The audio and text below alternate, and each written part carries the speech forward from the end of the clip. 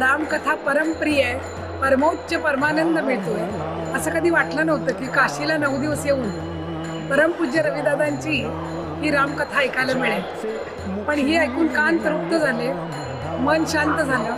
खरंच मुक्तीच्या मार्गाने रविदादा नेतायत का ते बघतोय आम्ही. जय श्रीराम. दादांबद्दल बोलायचं शब्दच नाही आहेत आमच्याजवळ. रामकथा पण सुंदर आहे. काय बोलायचं आम्ही काय बोलू शकतो.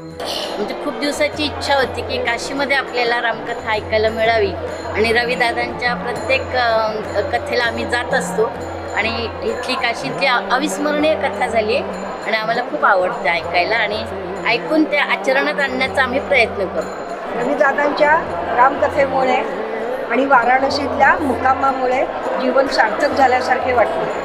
कथा चालू असते आणि जो दोहा चालू असतो, नेमका तो दोहा नेमका ते कवी त्यावेळेस समोर येतं. एक अर्धा मिनिटाचा सुद्धा त्याला वेळ लागत नाही. हे कौतुक असतं. सगळं काही मॅनेज जे केलं आहे ते खूपच अप्रतिम, म्हणजे त्या कल्पनाच करता.